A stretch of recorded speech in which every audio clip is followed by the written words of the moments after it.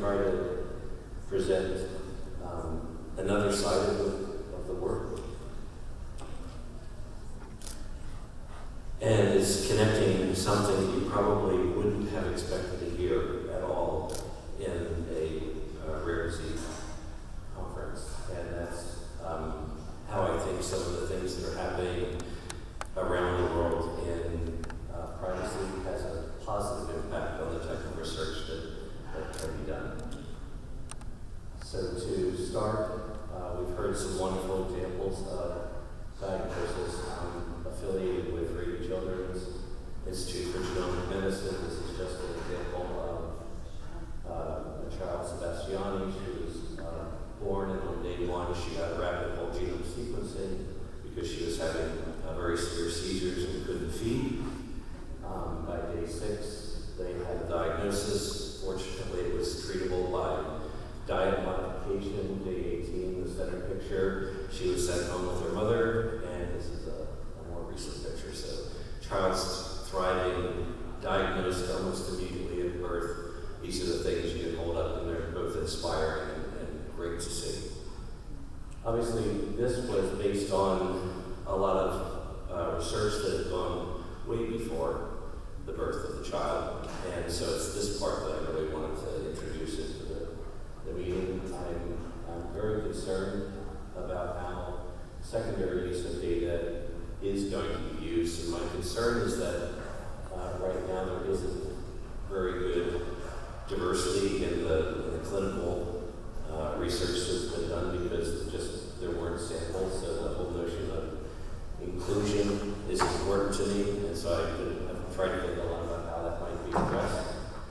I believe that once you get a handle on secondary use of data, you can start to think about how you want to address it from an ethical perspective, how you want to make it available just to understand the biology more completely, and then ultimately to hopefully give it to groups that want to develop therapies.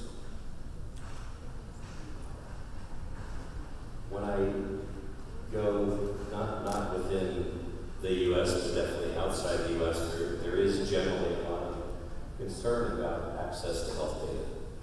And I think the concerns are quite justified, and one of the solutions is to just keep the data within the country. Challenge with that, of course, from a research perspective, is just being included in a lot of the therapies that are being developed. I think that's kind of the risk-reward calculation that has to be thought about.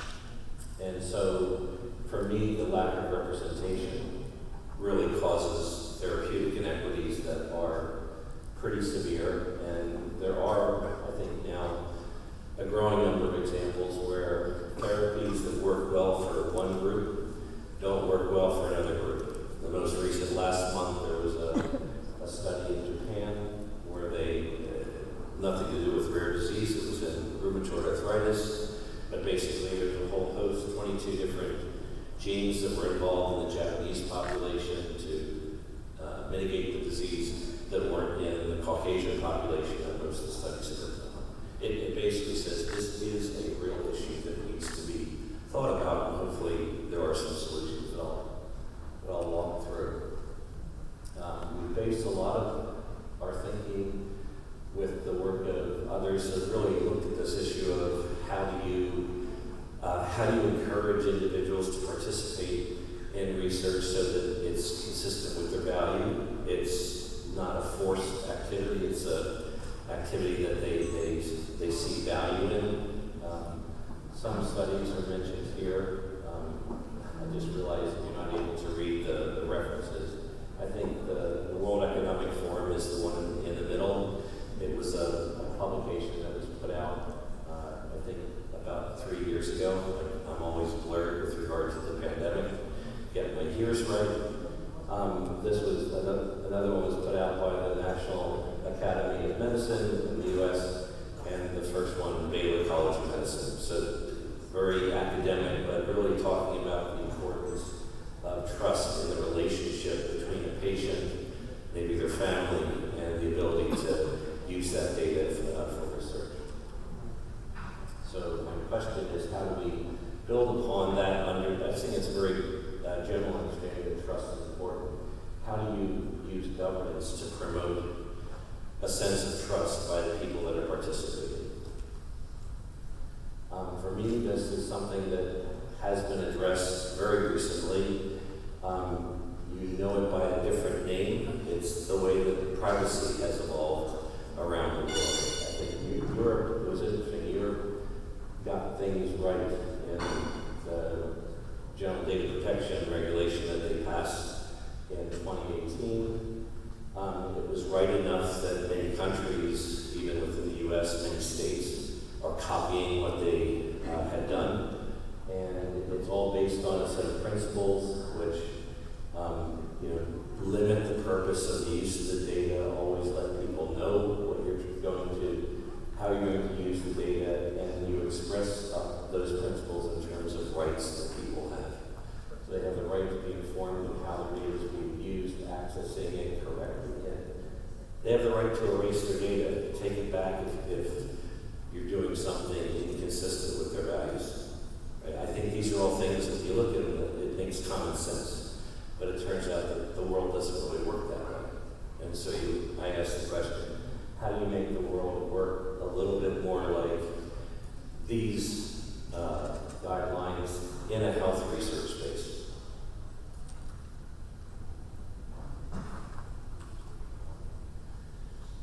And to go into that, I need to separate two things that I'm sure for everyone that isn't a nerd with information wouldn't really see as different.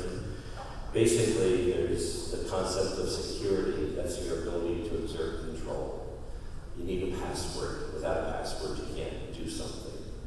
Privacy is something completely different. Privacy are the policies that you put forward around who can access it, when they can access it, and for what purpose. So one is just restriction, and one is here's what, who, when, and where can use that data. And as I said, around the world, these things are evolving. In the Middle East, they most go by PDLP, the personal data protection laws that are developing in each of their countries in the region. So the reason why I separate the two is, and this is the way the world works today. So if you didn't know it, I'm kind of exposing the reality of it. The way that it works today is the top model. Okay, so organizations, governments, institutes have access to data. They put a fence around it so no one can access it. You apply to get access. You're validated as an appropriate researcher, and you're given permission. And once you're given permission, that data flows from that highly protected state into the, I call it the wild. Because it could be one group, it could be 10 groups. And it could be their graduate student's computer under the desk. It's wherever. It's in the wild. Once it's out, it's out. And you hope that people only do the right things with the data. But the reality is one graduate student talks to another graduate student, hey, I'm doing this really cool project. Can I get access to some real data? Sure, no problem. I have some on my computer on my desk. And as I was a professor, I know that's exactly the way it happens. And they understand the restrictions with human subject data, like they're students, and they're just trying to do the right thing in the research sense. The other approach right here, and this is starting to be adopted, is you provide access in a controlled environment, and in that environment, the people that have their data there still have all the privacy rights. They can still pull their data out, which means if you're in the middle of an analysis and someone is unhappy with what you're doing or how you're doing it, they can still prove their data. So this privacy permission approach, again, is something that's starting to become more common. Genomics England actually used this with access to the data that they were doing in their 100,000 Genomes project. So I wanted to really talk through some of the practical examples of governance, ones that are built on privacy, because I think these are ones that have a lot of benefit as you try to move from a country's research to a global presented, and the results can be applied to everybody, which I think is the place where we would all like to get to. He put down a couple of bullet points here that are meant more just as information. The adoption of a cloud, be it a local cloud or not, is very powerful because it just provides a more distributed way of accessing and using information. They're very powerful in that you can build up computational power without changing where the data resides. You can be directly connected to patients. I haven't heard this mentioned throughout this conference about the burden that it sometimes takes for a child patient to actually go to a clinic and be seen. So we've worked with some genetic epilepsy patients, and just getting them on a plane to go to a clinic that's in one city, it's almost a non-starter. So just thinking through some of the practical accessibility problems need to be dealt with. As I said, GDPR is a great bellwether, something to build upon, because so many have been informed in how they legislated within their own countries. I guess for me, a very strict way of looking at it is that you should always be seeking informed consent. You should always be explicitly asking for participation, not assuming that they'd like to participate. You want to make sure that you are always respecting the rights of those individuals.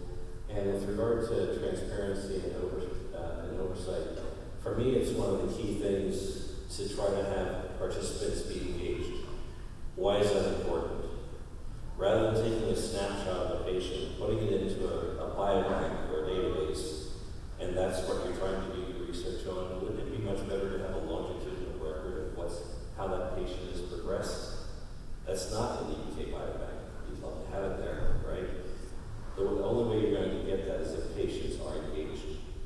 They have an interest in what you're doing and how it's going. They want to make sure that the best results can come from that. So the comments that I would say here are that you really need to think about this recruitment all the way from when you're designing your study, all the way through from the recruitment of individuals, understanding the rules and regulations around the countries that you are recruiting from. Why do I put that in there? So for rare diseases, there aren't enough patients in any one country to really learn the level we'd like to learn. We really need to aggregate across country lines, and so that's why I think it's important to mention. Realize that not everyone is the same. You need to respect the differences geographically and even ethnically between different groups so that they can be included. I always say native language support is essential, and that doesn't mean Google Translate. Google Translate usually doesn't get it completely right. And inclusion of patient voice. So there was a talk on dystonia this morning, and the person talking mentioned we really need to listen to patients, ask them what they or what their parents want. Just want to highlight that engagement starts with this listening process. You need to make sure that you can do it in a way that just one loud voice in the room doesn't carry the day. And there's a method that's been developed, a paper is in review called communication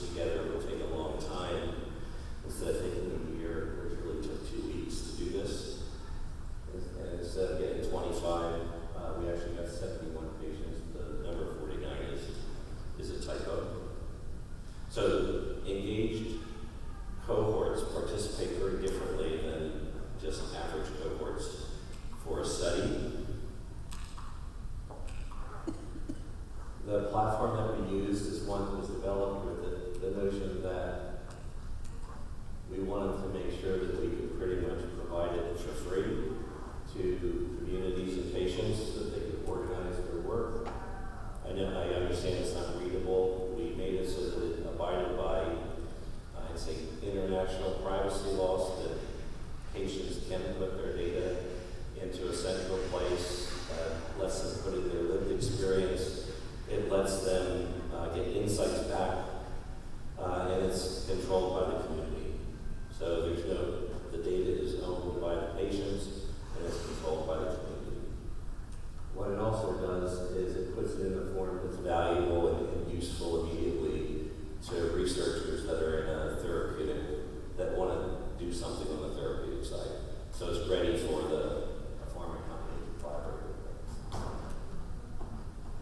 In terms of how it's been adopted, so this, I just clicked through the last 2 years, and as you can see, the darker the color, the more people that are participating. It's actually adopted in a little over 180 countries around the world to some degree. Obviously, more is always better, and more people is always better.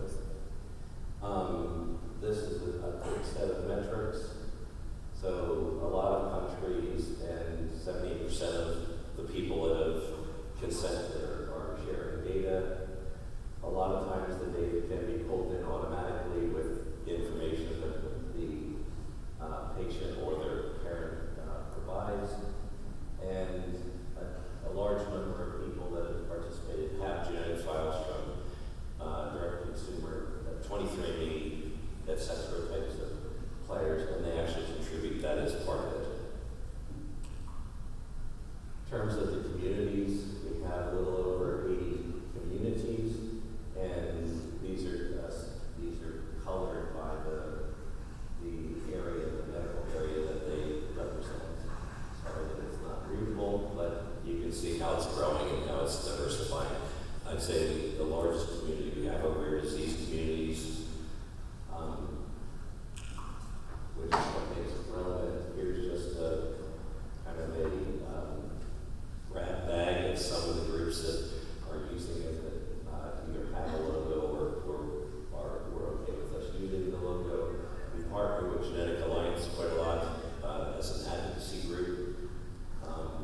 We partner with a number of pharma companies who have an interest in studying, in the case of biogen, rare genetic disorders, trying to find therapies for them. This was a study that we done in KCNT1. It was on behalf of Biogen, and KCNT1 is a rare genetic epilepsy. They said we were able to triple the amount of enrollment that they were trying to get from 25 to 71. We returned some really useful information from the community back to the parents, which how to prevent salivation, how to have them sit up, how to get rid of constipation, things that were tormenting the families of these kids. And so the way that we saw this was a real benefit to the patients. It was a real benefit to the pharma companies because they were ready to go. So to conclude, I think that when you think about the downstream research that you'd like to be accomplished by somebody, the type of governance platform that you use is, I think, very important. I'd say that if they think about privacy, rights-based privacy, it's probably going in the right direction. I see data privacy as not as an impediment, but as really something that enables inclusion. And it's different depending on where you're talking, but there's always groups that don't participate for fear of their data going to be used in ways that they didn't intend. That, if you don't think about data privacy, there's all sorts of issues that are going to come up. And then lastly, I just see data privacy once people really get their head around the benefits that it provides as a route to getting better representation and better inclusion in the clinical trial process. That's kind of the future open direction, but that was the story, and just thank you for your attention.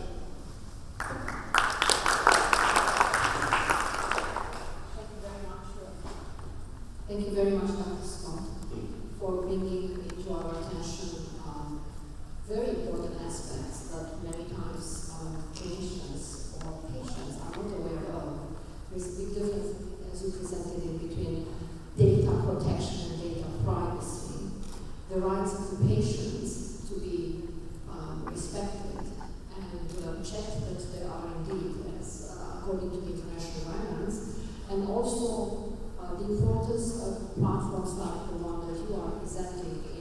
supporting clinical trials for disorders and involving patients from different genetic genomic background in order to facilitate better scientific insights and development of trials.